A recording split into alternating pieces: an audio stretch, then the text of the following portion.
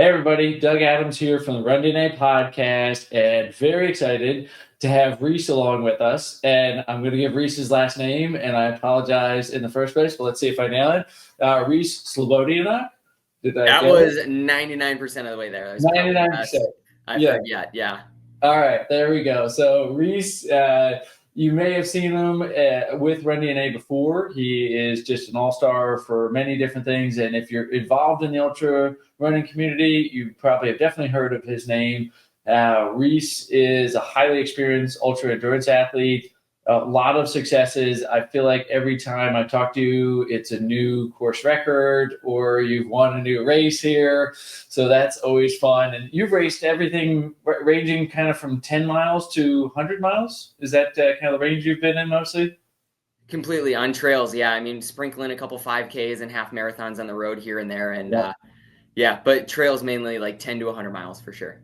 That's awesome. So, and then in addition to your own personal accomplishments, I think one of the things that you and I connect a lot on is your ability to help other athletes achieving that and your coaching philosophy and how you've really transitioned to be doing a lot of people and helping them from, track meets to ultra marathons, just helping people of all different levels with coaching here. I love how much of a student of the sport you are.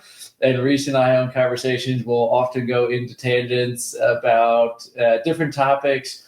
We had a great one last week about can there ever be a recovery run? And I love Reese's scientific approach, but also his experience and the art and science of coaching. I think that really helps all of his athletes as well as himself perform at that highest level, whether they're just looking to train or race, no matter what the surface. So, Reese, I am just thrilled to have a conversation here and introduce you to the audience a little bit on a broader scale. So thanks for being on. Doug, thank you so much. And that was a great introduction. I really appreciate it. And I'm humbled to even be here talking with you and be out to the listeners too. So thanks for welcoming me.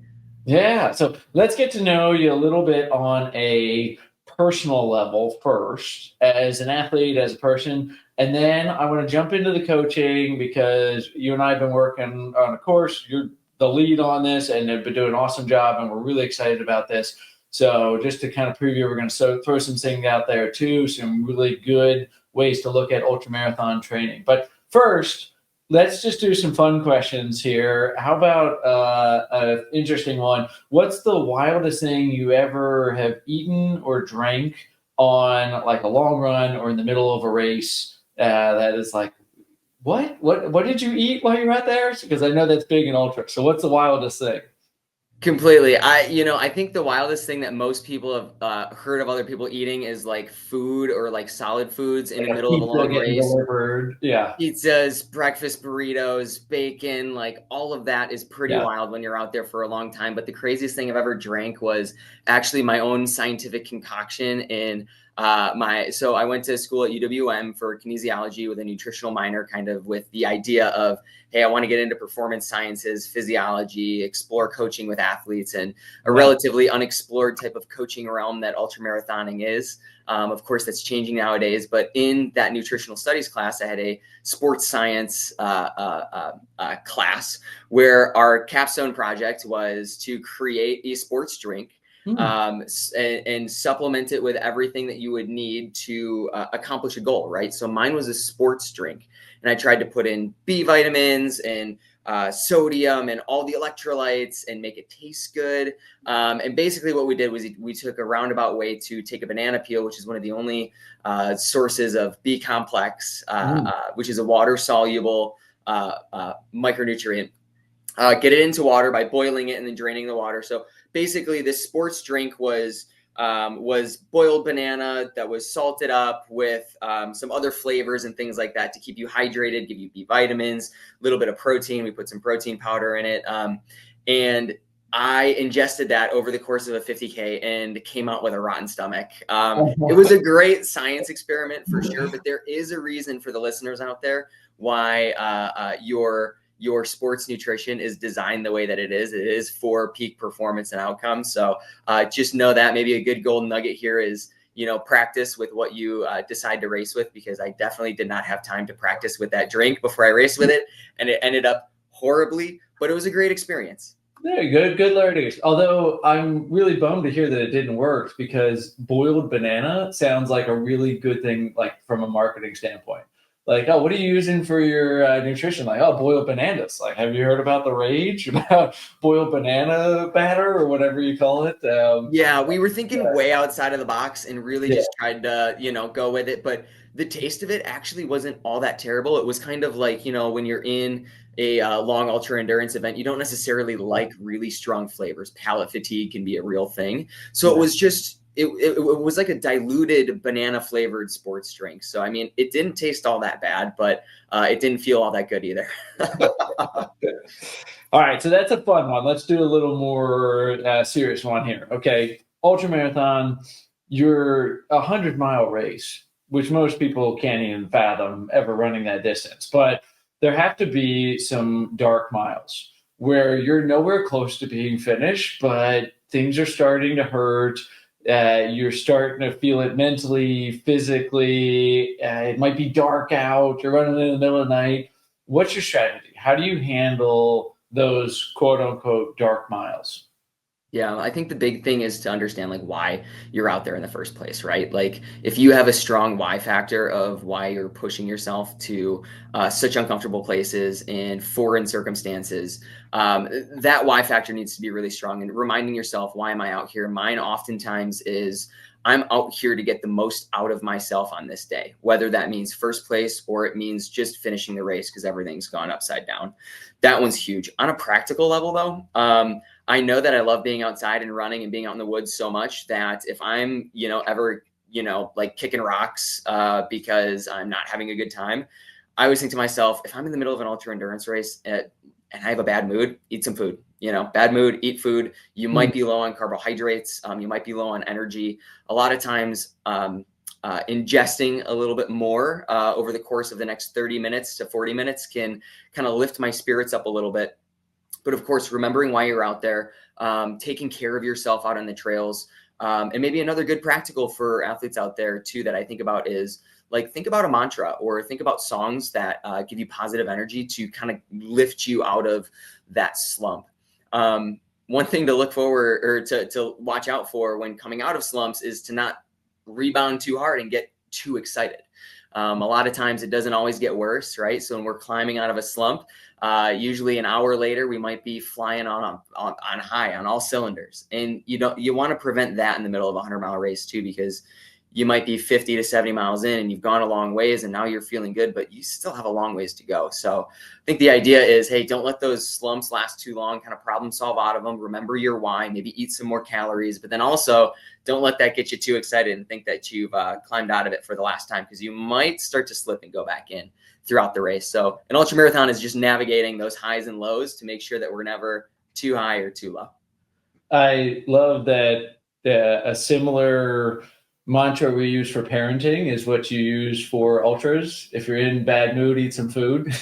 It's the same thing when you're with kids, but and it's a very good point. And I love how you took a very practical and scientific approach there, because you're not always able to self-assess and you get hangry in person. Like you probably are getting hangry on a trail. And if you're doing something you love and you're not loving it, maybe there's something else going on that you need to address. So I love that thought of, if you're in a bad mood, eat some food. I definitely wouldn't recommend it for like day-to-day life. Like if it's 3 Right. p.m. and I'm coming down off Yeah. of my coffee and I'm in a bad mood, maybe that's not the time to, drink some sports drink, but Right. definitely in the middle of an ultra marathon for sure. Yes. Yeah. Or with young kids, if they're misbehaving a little bad mood, it's like, yeah, you just need to eat breakfast, honey. Like you'll be fine. Completely. So very good. Good. All right. So then when did you start? Talk about the transition from you're a high level ultra athlete and you start wanting to coach. What did that journey look like for you? What were some exciting points or some frustration points as you started transitioning from athlete to coach?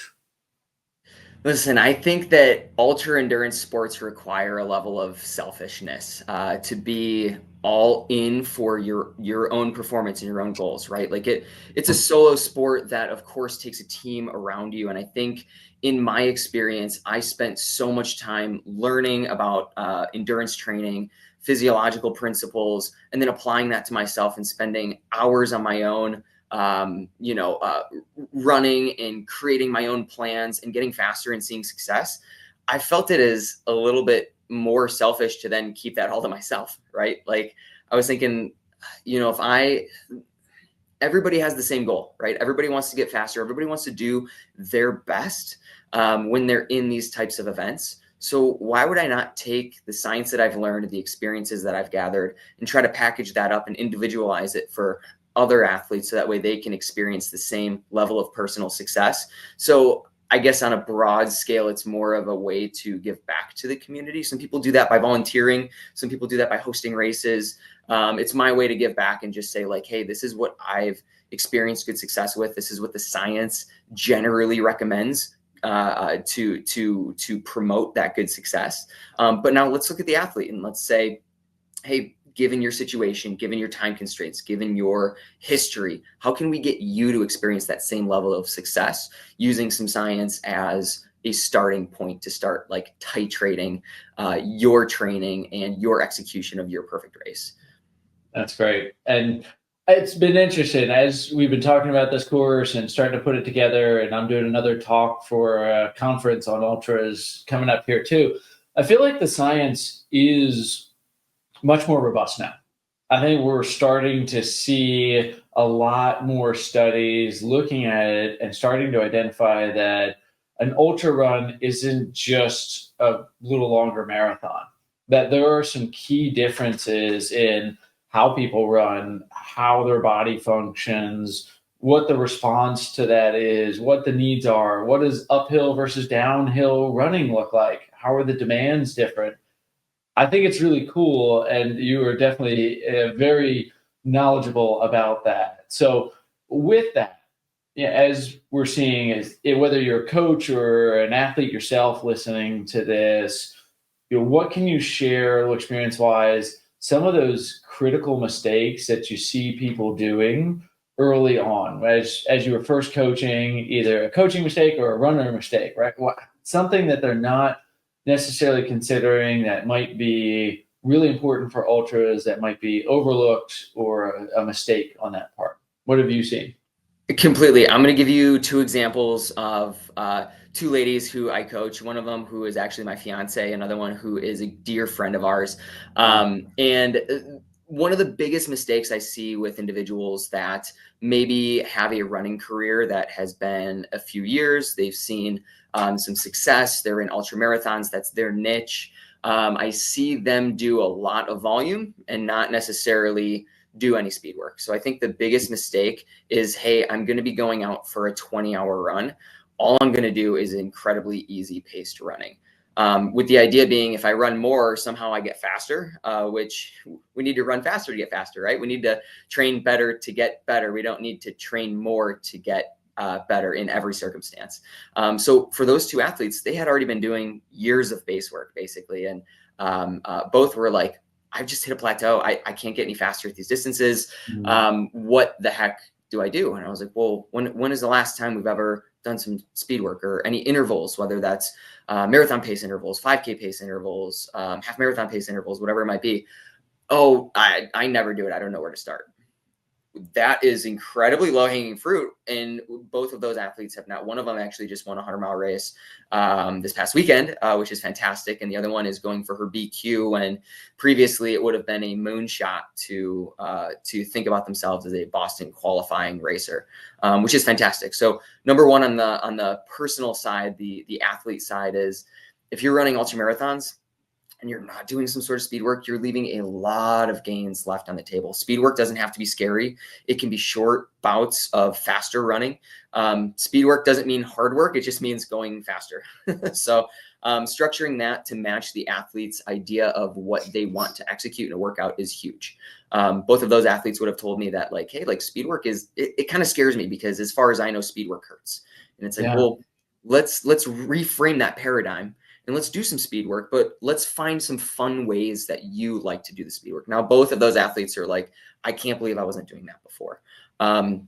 So, and as a coach, that's kind of, a guide mentality that we take, where it's like, hey, you work with an athlete's personal preferences, but of course, we give them the framework to say, hey, these are the tools. These are what we've experienced other athletes with success. How do we match that with your disposition or your workout preferences to get you the same results while navigating your fears, your anxieties, your unknowingness? Because I feel like it's that unknowingness that prevents a lot of ultramarathon athletes from doing more speed work.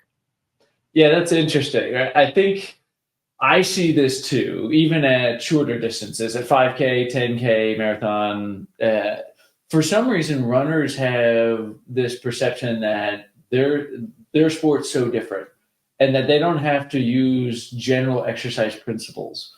Muscle confusion, exercise variability, those are benchmarks of any sport, any performance aspect. If you're doing the same thing over and over again, our response becomes muted. And if we're not providing that, so what you're talking about with speed work is a perfect example of that, is you can't just keep doing more without switching it up, changing the stimulus, and you're going to get much better results when you do incorporate some variety or muscle confusion into it. And they need that. But for some reason, runners think that the answer is always more of the same. And that's important to get out of that rut a bit and actually incorporate some speed work. So I'm sure that's a very helpful thing for the athletes that you coach there. Thanks. And just to kind of tease the course that we're putting together is we're going to be talking about where in the macro cycle, or do we actually put that speed work? Do we want to put it closer to our 100-mile race or a 50-mile race? Do we want to put it away from that? What does that look like as it relates to working on specificity towards their particular race's demands? Are we going to be focusing on just the raw fitness of bolstering those physiological parameters, or are we going to be working more towards the specificity side of, like, let's work on the fitness, but in the context of the race is going to have 5,000 foot of elevation gain in a 50K, which is, really hilly for, especially for the Midwest here. Do we do a lot of that speed work on incline? Do we do some of it on decline? And where do we structure that in the macro cycle? So that way we are touching on those physiological principles that, of course, wrap into this larger aerobic profile that we have, while still working specifically towards that particular event. So that's one of my favorite things as a coach, is to take somebody's entire season and say, hey, these are the big races. Now, what are we going to do in these 3 weeks? What are we going to do in these 4 weeks? Maybe we have a 5-week block of slowly ramping up volume because that athlete has spent the past 4 to 8 weeks taking a down season or whatever it might be. Maybe they're getting back into training. How do we gradually build that in through the entire training cycle? And speed work is a component of that entire training cycle, with which we should be touching on at some point during the season just to keep those adaptations alive.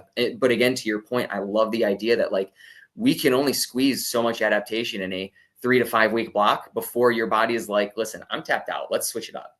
Yeah.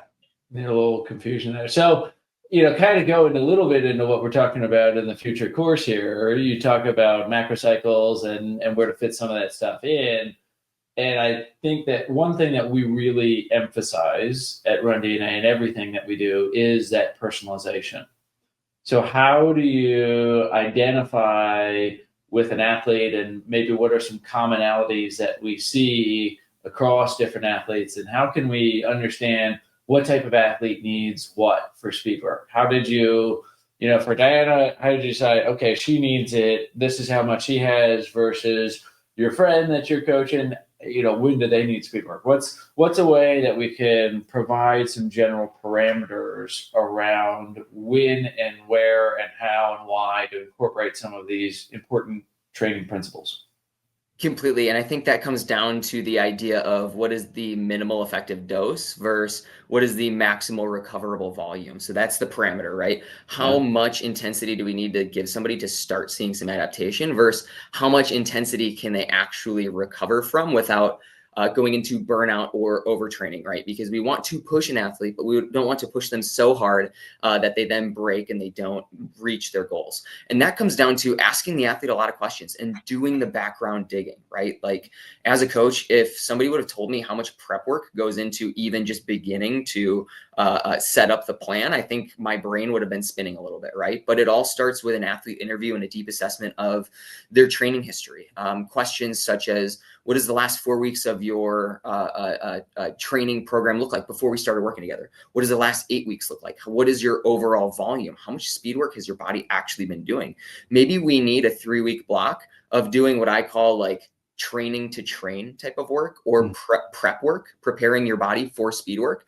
Maybe that looks like quick and brief accelerations. Over time, now that I've been coaching those two athletes for one of them for over 8 months, the other one for about 1.5 years now, is that constant communication piece of, okay, you hit this workout. What does your body feel like? Did that tax your lungs? Did that tax your legs? How does that feel compared to what we expect you would be able to do in any other races? You can use formulas like the VDOT tables, things like that, to kind of assess, hey, if you have a 2-mile time, if we run you through a field test and you have a 2-mile time of this, if you have an equivalent performance, what are we looking at in terms of what we anticipate your 1 hour time trial to be, or what would be roughly equivalent to, like, quote unquote, your velocity at lactate threshold, right? So if we start to build into different blocks and we understand that, like, hey, maybe this athlete is not able to perform at the anticipated paces or anticipated intensities without their feeling of how hard am I working compared to how hard should I actually be working. If those don't align, then hey, we got to go back to the drawing board and see, what do we need to do with your workout now? As far as how much, that's going to depend on the intensity, right? Like if you're going to be running like 1K intervals or 3K pace intervals, things like that, like, you know, like you're not going to be able to run as much as, say, if you were doing a longer, slower tempo pace, right? And there's general recommendations that we know from the literature and from the level 1 course that we already have out, you know, what are typical volumes and intensities anticipated, or what are good recommendations for those volumes or intensities. But I think to go all the way back, we really have to have that high touch contact with an athlete, because as a coach, I always tell my athletes, like, I want you texting me, I want you emailing me, I want you calling me, like, because I want to know what those workouts feel like. Because if there's a mismatch between what I anticipate that workout to feel like and what it actually does feel like, now we can gauge, hey, how hard was that workout for you? What is your fitness capacity for that particular intensity? As well as, if you tell me, you know, 2 or 3 days later, I'm oftentimes asking my athletes 2 to 3 days later, how does your body feel right now? How are you recovering? And if they tell me, like, man, you know, I felt great after the run, but 2 days afterwards, like, you know, like I'm starting to get a little bit of shin splints. Okay, cool. That might've been a little bit too much intensity. Maybe we don't progress the intensity next, the following week in terms of volume or speed, but maybe we just hold tight or even take a little bit of a deload just so we don't dip into that overtraining category. I don't know if that was a long answer to a short question, but I think the overarching principle is that there is no one particular recommendation that we can give everybody. We need to be keeping in contact with our athletes and assessing them. And that's something, those are tips that in this ultra course are definitely going to be expressed, because when we're talking about races that are ultra length, I want to get an idea of, where do my athletes' heads go when they're in the middle of a race? Because oftentimes that's going to also have an impact on their ultra performance. And whatnot. No, I love it. And obviously it shows you have a lot of experience and working with a lot of athletes, and you've had to learn a lot of that as you go. Can you talk a little bit how we simplify that in the course to be able to start to understand, like, what type of runner somebody is, and like how we can start to even figure that out? Because a lot of our audience, maybe they've never worked with an ultra runner before, and they're not really sure where to start with some of that stuff. So, you know, talk a little bit about how in the course we can even break that down a bit and make it, like, whether you're a self-coach athlete looking to figure out what you should be doing, or you're helping somebody else, how do we make that a little bit easier to digest? Completely. So in the course, we're actually going to introduce this idea of personas. So there are 3 types of overarching athletes that I see by and large in my practice. So we call them three different names. One of them is the weekend warrior, one of them is the age grouper, and the other one is the peak performer. So during these athlete interviews, with which we should be conducting with our athletes, absolutely at the beginning of the training practice with them, but then also periodically throughout the training cycle, is to understand what are their dispositions towards racing? What is their time commitment? What are they looking for out of a coach? And based on those answers, we can get this idea of like, hey, are we a weekend warrior where we don't have so much time during the week? We have a little bit of time, but we have a lot of life responsibilities. Maybe our motivations, if we're a weekend warrior, are not necessarily to go and contend for the age group win or whatever it might be, but to just go out and experience an ultra marathon, finish strong, and have the best day that you can while you have this limited only weekend availability.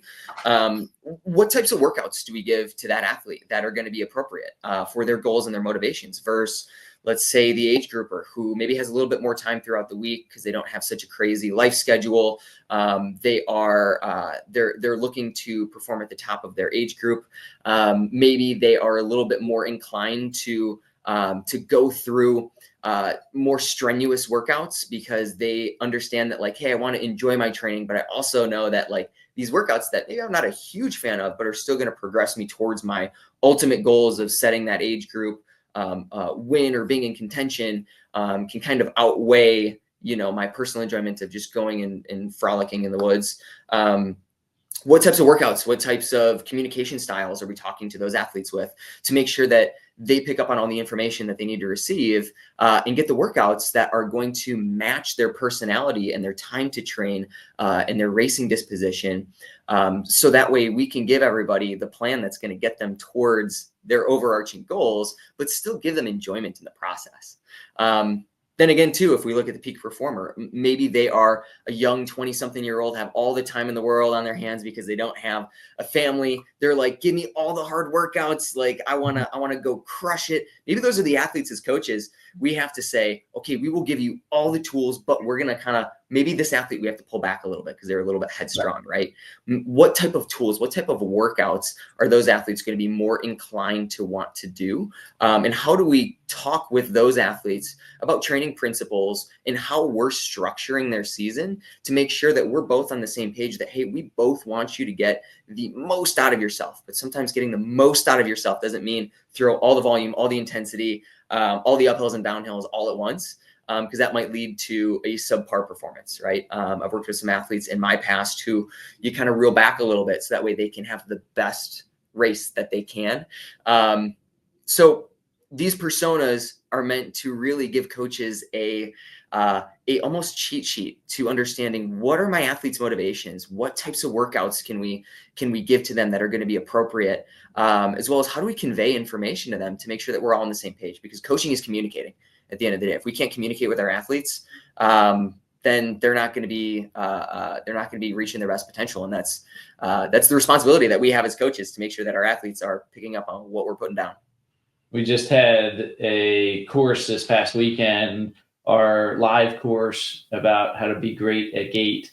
And we talk a lot about coaching in there because the language of coaching, how we convey things, how we communicate it, and getting people to do what you're asking them to do, because you have all this knowledge and experience, and transferring that to the athlete and getting them to have the motivation and the buy-in, that's more important, in my opinion, than just knowing the X's and O's. What you're talking about with the personas, though, it's going to give you an idea of like where to start with the X's and O's of running and how to get some of those workouts and what are their strengths and what are their weaknesses based off of those things and the pitfalls and perils. So that's huge. And the coaching aspect and the language aspect is also just, it can't be overstated, I think, how important that language is, and not just writing up training programs, but conveying training programs in a way that gets buy-in and receptivity to it, which is huge. Completely. Yeah. And I just want to back up too, and just mention too, that when I say peak performer, it's going to be a huge point in our course. But everybody can be a peak performer, right? It is everybody that is pushing themselves, that wants to put as much as they possibly can into training. So realistically, between these buckets, your athlete might flip back and forth throughout their career.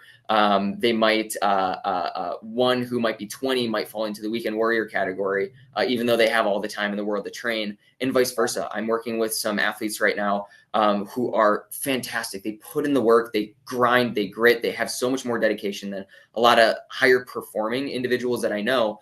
But they are more of a peak performer in this persona category because they are out there willing to put in the work and make the sacrifice to get the most out of themselves. So I think that's something in the course too, we're really going to dive into, as far as the fact that, everybody can flip back and forth throughout the course of their coaching career. And that goes back to what I mentioned before, is we routinely need to be keeping in contact with our athletes to keep understanding their dispositions and how to communicate with them. Yeah, this has been fun. Like, the course has really been a blast, just because we've had the chance, you and I, to have some conversations and dial in, like, how do we base these personas? They can't just be based off of what time somebody's running. You're not automatically a peak performer if you're running sub 7-minute pace. That's not the way that this works. It's got a lot more to do with motivations and strengths and weaknesses and running experience and availability and coachability. A lot of that stuff has much more of an impact just on how fast they actually run a race there. And we at RunDNA really love systematic approaches to things. And I think that this is a great way to provide some systematic approaches to ultra running, which is becoming more and more popular. And we are running into these athletes all the time. And if you're not able to answer the questions about training, and if you just apply the same principles as somebody that's training for a marathon, you might not get the same results. And one thing I talk about in our courses all the time, and it's a huge part, is 60% of running injuries are related to training load errors. So if you're not familiar with how to do this stuff, you're going to run into trouble. And you can give somebody the best strength, the best form, the best mobility in the world, but if they are not training appropriately, you're going to run into it time and time again. So the coaching, understanding the X's and O's, the coaching, understanding how to convey and speak and communicate with your athletes plays such a significant part if you want to be that go-to running expert. So I think this course has something pretty much for everyone. Yeah, but I know I've learned a ton just as from Reese as we've been putting it together, and I'm excited for it. So Reese, anything that you just want to touch base on, or anything else, or how can we even get it? How can people start following you and get in touch with you if they want to learn a little bit more about this, or follow your running itself? Like, what's the way people can keep in touch with you? Yeah, completely. I'm on Instagram and Facebook. Instagram, Run Coach Reese. Facebook is Reese Slobodinak. Try to spell that one. But yeah, so I coach with Orner Mule Racing. They're out of the Midwest here. The other coach that I work very closely with, her name is Coach Loretta. She is fantastic in coordinating all the coaches, coordinating all the athletes. So if you reach out to us at the Orner Mule website for coaching, she's going to be your first point of contact, and she's lovely. Michelle Hartwig and the Hartwig family are in charge of races and all the events that go on in the Midwest area. Some of the most popular races here in Illinois and Wisconsin. So that organization is fantastic. You can find us on that website. Other than that, those are my big social handles. And you can find me here at RunDNA too. So give us a call. Give me a chat. Yeah, RunDNA as well. Strava, right? You're on Strava, aren't you? Yep, on Strava. Yep. First, last name.